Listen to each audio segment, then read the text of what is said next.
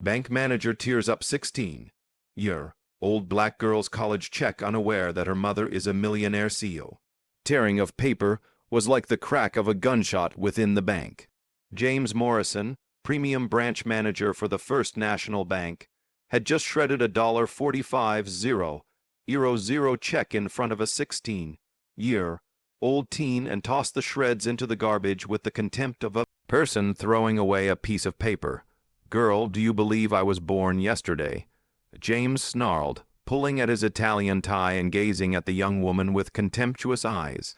"A girl such as you walking in here with a check for that much. It's clearly a forgery." Destiny Williams did not flinch, her brown eyes sparkling with a serenity that was starkly opposite to the scene. At 16, she had gotten glances like that all her life, but something about that Tuesday afternoon would be other. "Far other, Mr. Morrison," she said in a sharp voice that startled even the receptionist witnessing the scene. "This check is for my tuition at Harvard. It was signed by the Stevens Academic Foundation." James produced a heartless laugh that caused other patrons to glance their way. "Harvard, you look, young lady. I don't know where you got that paper, but I'm telling you to get out of here before I call security and the police."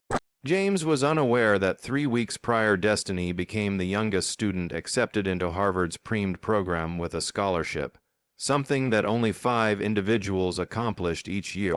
Across the country, the check he had just ripped up was the payment for administrative fees sent by the university itself. Destiny inhaled a deep breath, recalling her mother's words, "Honey, one day you will encounter people who will try to belittle you just because of your color. When that is done, keep your dignity. Truth always prevails."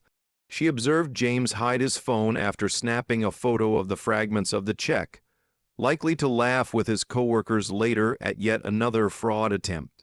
The 52-year-old man with his condescending stance and haughty grin never knew that he was caught on the bank's own CCTV cameras.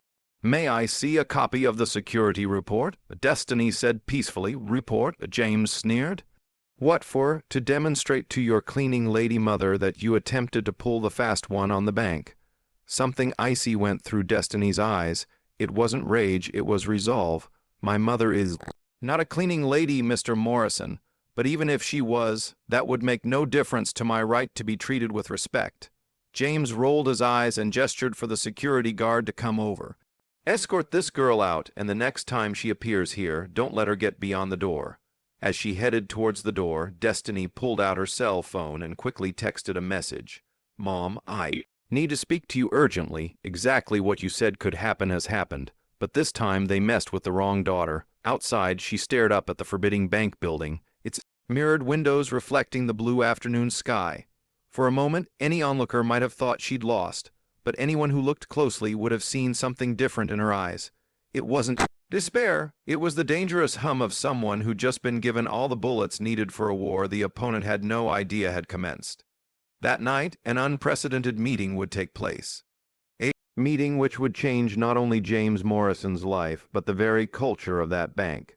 Because there are things in life you just don't do, and embarrassing the wrong person's daughter is one of them. If you're enjoying watching how injustice can mobilize forces no one imagined existed, don't forget to subscribe to the channel because the story is only just beginning, and what's coming next will demonstrate that underestimating people can be the most expensive mistake of your life.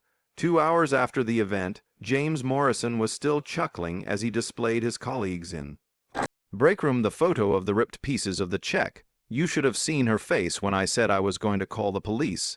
He chuckled, drinking his 3rd cup of coffee that afternoon. "The kids think they can pull the wool over our eyes with any piece of paper printed at home."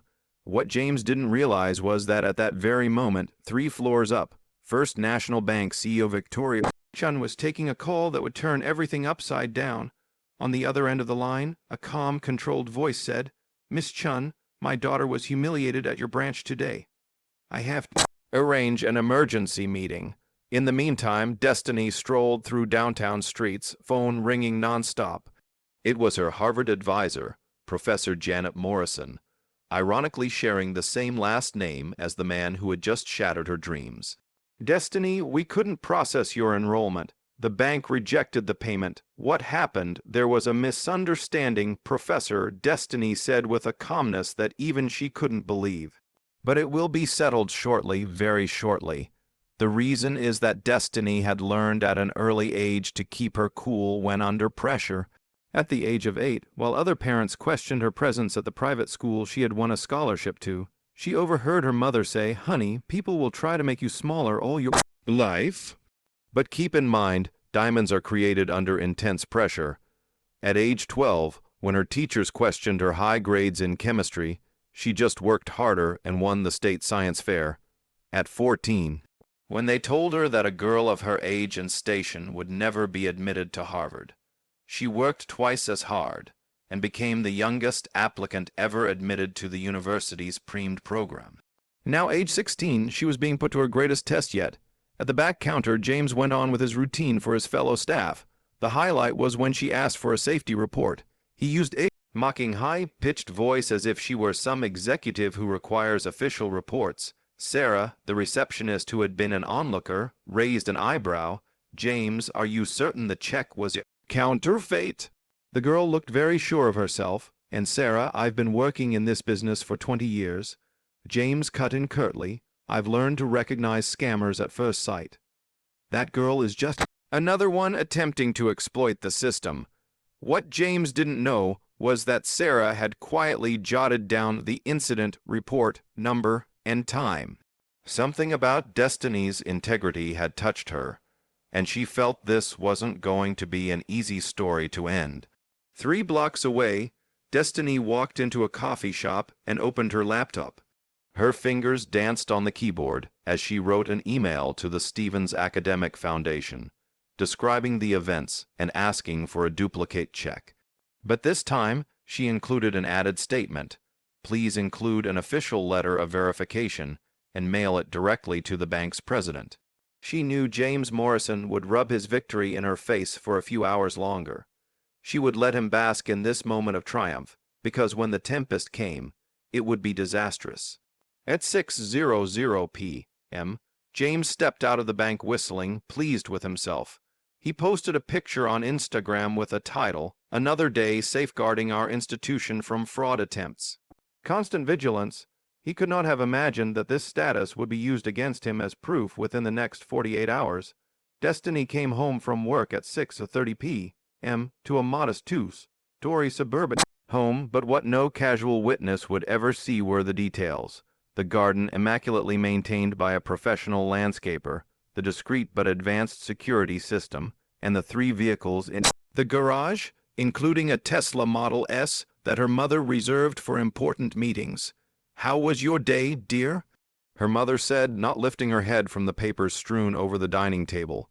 "Interesting," Destiny answered, planting a kiss on her mother's forehead. "I learned today what you've always said about telling off people who think less of us." Her mother finally looked at her, and for the first time that day, Destiny caught a dangerous spark in her mother's eyes.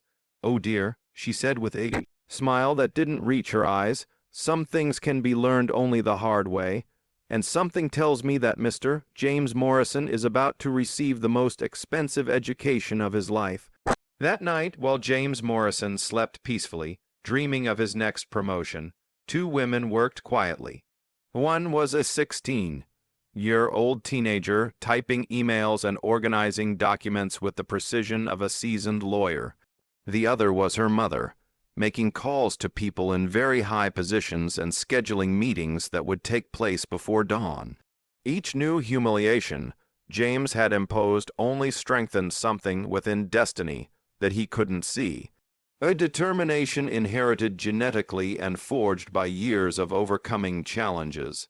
What that arrogant man didn't know was that each act of contempt was writing his own resignation letter, and that underestimating the wrong daughter could be the most expensive mistake anyone could make in life. The next morning, James Morrison arrived at the bank with an even bigger smile on his face. He had slept well, dreaming of his future promotion to regional director. Over breakfast, he showed his wife the print out of the torn pieces of the check. "You should have seen her face when I said I was going to call the police." He laughed, sipping his premium coffee. These people need to learn not to try to cheat us. What James didn't know was that at that very moment, 3 blocks away, the cleaning lady he had mentioned with such contempt was sitting in a 50-square-meter meeting room on the top floor of Williams Tech Solutions corporate building. Regina Williams, CEO and founder of one of the largest educational technology companies in the country, was finishing reviewing documents that would completely change James Morrison's life. "Mom," Destiny said, entering the executive room with 2 coffees, "I received confirmation from Harvard. They are sending a duplicate check directly to the bank president along with an official letter of authentication signed by the dean." Regina smiled, but her eyes remained cold as ice. At 42, she had built an empire valued at $340 million, starting from scratch after becoming a single mother at 26. Destiny was her pride and joy, but also her greatest motivation to never again allow anyone to underestimate a Williams. "Perfect," Regina replied, closing one of the contracts on the table. "What about the meeting with Victoria Chin scheduled for today at 3:00 p.m.? She seemed very interested when I mentioned that it was about discrimination against minors in financial institutions," Destiny said, sitting in the leather chair across from her mother's desk. Regina had met Victoria Chin 5 years ago at a conference for female executives. They had kept in touch professionally, but Victoria had no idea that the educational consultant, Regina Williams, who occasionally sent emails, was actually the CEO of Williams Tech Solutions. She had kept this low profile on purpose. You never knew when discretion would come in handy. While mother and daughter calmly made their plans, James Morrison was at the bank, enjoying the best day of his week. 3 important clients had praised his rigorous security after he told them about the previous day's attempted fraud. Sarah, the receptionist, just shook her head, annoyed at how he turned humiliation into a source of pride. "James," Sarah called as he passed the counter, "are you sure the girl was trying to defraud you? She seemed very confident." "And Sarah, dear," James interrupted condescendingly, "you need to develop more instinct for these things. I can spot fraudsters a mile away. That girl was a classic case." What James didn't catch was the man in the suit who had just walked into the bank and overheard the whole conversation. Dr. Michael Roberts, a civil rights lawyer, had been retained by Regina the day before. He took a surreptitious photo of James' name tag and jotted down the time of the conversation. 2 hours later, Regina and Destiny sat in Dr. Roberts' office discussing their legal plan. "We have racial discrimination, humiliation of a child, vandalism, and possibly defamation," Dr. Roberts enumerated, leafing through papers with the bank's security cameras and the receptionist's testimony. "We have an airtight case. We don't merely want a lawsuit," Dr. Regina asserted. "We want this to be an example. No other child should have to go through what my daughter had to endure." Destiny, who had remained silent, finally spoke. "James Morrison needs to know that his actions have consequences, but more so, the bank needs to learn to change its policies." Dr. Roberts grinned. It was unusual to find clients as committed to social justice as to personal vindication. "I have an idea," he said. "What if instead of suing them, we give them a choice, a chance to do the right thing before this hits the press?" At 2:30 in the afternoon, James was quietly having lunch when he was called by the president's secretary. "Mr. Morrison, Ms. Chun wants to see you in her office right away. It's regarding an incident yesterday." James scowled. Incident? What incident? He had foiled the bank from attempted fraud. Why would the CEO want to see him for that? Perhaps it was to praise him personally. Yes, that must be it. He ascended to the top floor, whistling softly, adjusting his tie. When he entered the president's office, Victoria Chun sat behind her desk with a stern look he had never seen before. Beside her on the right stood an elegant woman in a navy blue blazer whom he did not know, and beside her on the left, Destiny Williams. The blood froze in James's veins. The girl was there in a plain white blouse and jeans, but something was different about her stance. She no longer resembled an intimidated teenager. She resembled danger. "Mr. Morrison, please sit down," Victoria said in a voice that cut through the air like a blade. "I need you to explain to me exactly what happened yesterday with this young lady." James looked around the room, his confidence rapidly evaporating. I just followed security protocol." The check looked suspicious. "And the check," Destiny interrupted calmly, "was for my tuition at Harvard Ped program. I am the youngest student ever accepted in the history of the university."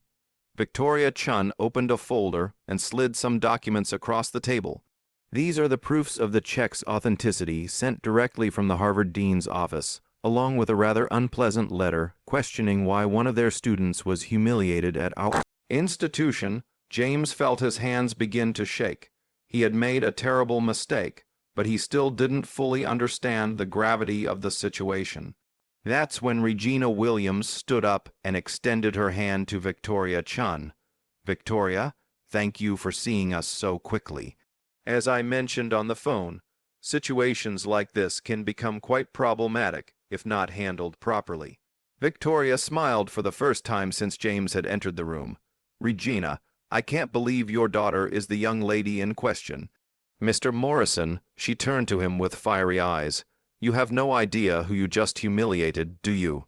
At that moment, James Morrison realized that he had underestimated not only a brilliant teenager, but an entire family that possessed resources and connections he could never have imagined. And as the tense silence hung in the room, a single question echoed in his terrified mind. If this was just a preliminary meeting, what else was to come? The truth was that Regina Williams had built her empire precisely for moments like this, to ensure that her daughter would never face the barriers she herself had faced. And now, for the first time in 16 years of overprotection, someone had crossed the red line she had drawn around Destiny. James Morrison was about to discover that there are consequences in life that no bank management manual could prepare him to face.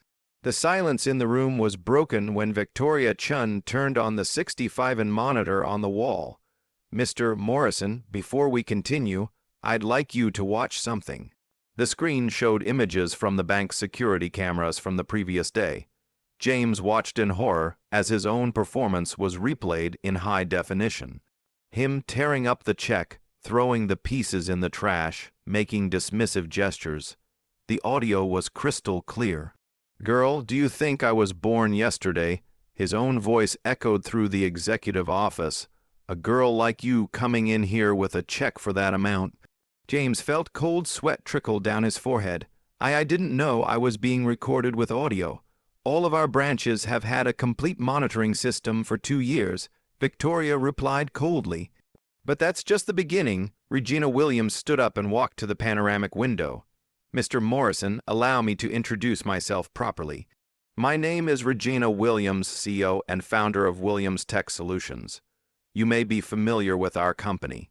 We developed the bank security systems you just discovered." Record audio. James's face drained of color. Williams Tech Solutions had a $340 million contract with banking networks across the country. He had heard the company's name hundreds of times, but had never connected it with a cleaning lady he had mentioned with such contempt. "Impossible," James muttered, his voice coming out as a hoarse whisper. Victoria opened another file on the computer. "Here are the financial records. Regina Williams owns 12% of First National Bank through her investment holding company. She is our third largest individual shareholder." Destiny watched calmly as James Morrison crumbled before her eyes.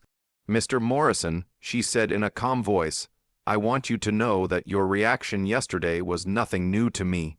At age 8, a principal told me that girls like me didn't have the intellectual capacity for advanced programs. At 12, a teacher claimed that I had probably cheated on my chemistry test. At 14, a vocational counselor suggested I be more realistic about my academic goals." James tried to speak, but only an incoherent noise came out of his throat. "But you know what's interesting." Destiny continued. "Each of those people had to eat their words when the results came in. The advanced program I didn't have the ability to do. I graduated at the top of my class, The chemistry test I cheated on. I won the state competition the following year. The unrealistic goals, well, here we are. Regina returned to the table and opened a folder. Victoria, as you know, our company has strict policies on discrimination. When an employee of a partner institution commits blatant acts of discrimination against my family, it becomes a business issue. Victoria nodded gravely. I understand perfectly, Regina. Therefore, Regina continued, I would like to propose a solution that benefits everyone involved except those who have shown themselves unworthy of such consideration. James finally managed to speak. Please, I made a mistake. I can explain. Can you explain how you called my daughter a fraud without any investigation? Regina asked calmly, Can you explain how you assumed I was a cleaning lady based solely on prejudice? Can you explain how you destroyed an official Harvard document out of pure racial prejudice? Dr. Roberts, the lawyer who had remained silent, finally spoke. Mr. Morrison, I have here a civil suit for racial discrimination, humiliation of a minor, destruction of property, and moral damages in the amount of $3 million. I can file this in 2 hours if necessary. James felt his legs buckle. His annual salary of $85,000 would never cover compensation of that amount. His house, his savings, everything would disappear. However, Regina said, watching James sweat profusely, as I mentioned, I have an alternative proposal. Victoria leaned forward, interested. First, James Morrison will be terminated immediately for cause, losing all benefits and receiving a permanent note on his professional record regarding racial discrimination. Second, First National Bank will implement a mandatory anti-racism training program for all employees funded by my company. Third, the bank will create a $500,000 scholarship fund for low-income black students administered by our foundation. James opened his mouth to protest, but Victoria raised her hand. The alternative, she said coldly, is to face a lawsuit, a federal investigation for discrimination in a financial institution, and the national publicity that will surely follow when the story of how a bank manager humiliated the daughter of the CEO who saved his bank reaches the media. At that moment, James Morrison realized the true extent of his mistake. He hadn't just humiliated a brilliant teenager. He had attacked the family of the woman whose financial decisions could make or break his bank. He had thrown his career away out of pure prejudice. I accept the terms, he whispered, his voice almost inaudible. Regina smiled for the first time since she had entered the room. Excellent, Victoria. Can you arrange the documentation as James signed his resignation letter with trembling hands? Destiny approached him one last time. Mr. Morrison, I wish one day you could see that the issue was never that I didn't present myself as someone who should be respected. The issue is that you had forgotten that all individuals are to be respected no matter what they look like. 20 minutes later, James Morrison emerged from the bank parking lot for the final time with a box of his personal belongings.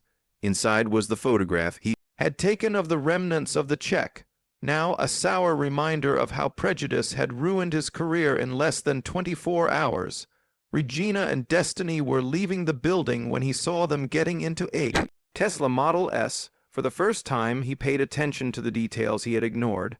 The sleek Rolex timepiece on the wrist of Regina, the newest model notebook that Destiny was toting around, the upright stance of two women who are used to achievement. James Morrison learned the most costly lesson of his life as he stood and watched the car drive down the road. Never judge a book by its cover, unless you have no concept of the number of chapters in that book. But was it too late to learn that lesson? And can certain bridges, having once been torched by arrogance and prejudice, never be rewoven? 6 months later, Destiny Williams strode through the hallowed corridors of Harvard in her spotless white lab coat, holding anatomy books that weighed as much as her charge as the youngest supreme student in the university's history. It was only 17 years old, and not only had she survived her first semester, but she was in the top 10 students of her class. Destiny beckoned Professor David Chun, chair of the molecular biology department. I need to speak with you about your work on genetics and racial differences in medicine. It was the same study she had started in response to The Humiliation at the Bank, an investigation into how medical biases influence diagnosis and treatments. The research was gaining national recognition, and 3 universities had already extended her offers of scholarships for her graduate work. 1,000 miles away, James Morrison woke up in his one-bedroom flat in a decaying corner of the city. At the age of 53, he was working as a cashier in a nearby supermarket and received $12 an hour, fewer ins than what he used to make in a day as a bank manager. The permanent notation in his professional file regarding racial discrimination had rendered it impossible for him to secure any job in financial institutions. 3 interviews for jobs had ended when recruiters found out about his history. The home that he had spent 15 years paying for was sold to pay attorneys in labor suits that had accumulated since he was fired. "James, can you man cash register 3? Bellowed his boss, a female 20 years younger than him. She did not even bother with "sir" to her. He was merely another throwaway worker who had somehow lost his sense in life. In between breaks, James used to Google news related to Williams Tech Solutions. Regina's business had increased by 340% in the past year and was now spreading globally. She consistently featured on rankings of the nation's most powerful CEO, speaking about educational technology and workplace diversity, the cruelest twist of fate. James's own supermarket, it had just been fitted out with a security system designed by Williams Tech Solutions.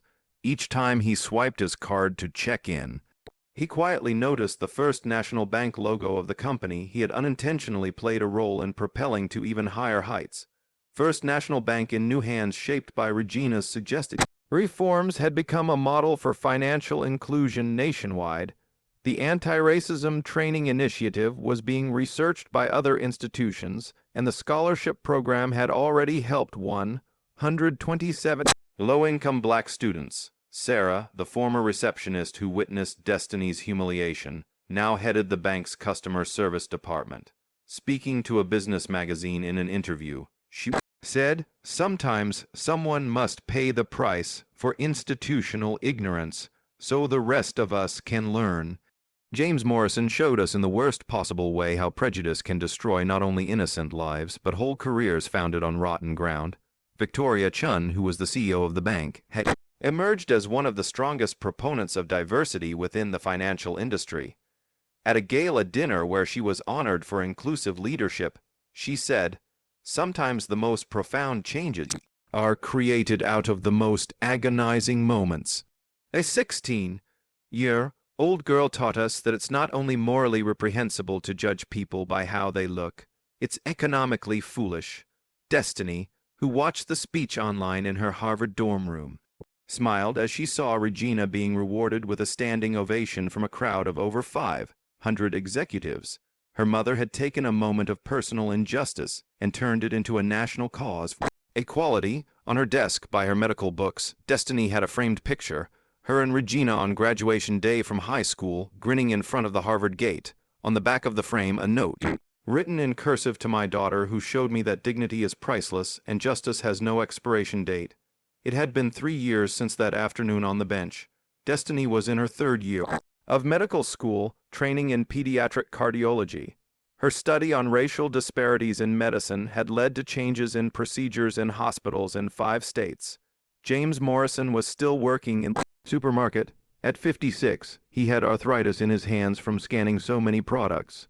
His old co-workers at the bank would catch sight of him from time to time in the cereal aisle, eyes cast downward in embarrassment, not so much for him as for themselves for having laughed when he embarrassed a teenager who went on to become one of the nation's most talented physicians. It had circulated on social media as a case of prejudice biting its practitioners. Destiny never wrote about the incident, but some others did. One video on TikTok, titled "How a Racist Bank Manager Destroyed His Own Career in 5 Minutes," garnered more than 3 million views. James Morrison ultimately attempted to humiliate a bright young lady due to her skin color and ended up humiliating himself instead. Destiny figured that real justice is not fighting fire with fire, it is to shine so brightly that even the blind can see your light. The best revenge is not to destroy those who try to diminish you, it is to build such impressive success that they themselves realize how small they always were. Sometimes life puts prejudiced people in our path, not to teach us humility, but to show us that our greatness never depended on their approval. If this tale of change and justice stirred your heart, subscribe to the channel for further tales that show you that to underestimate someone is the most expensive mistake you could do in life. Undefined, and don't ever judge a book by its cover, because you might discover that you're rejecting a masterpiece.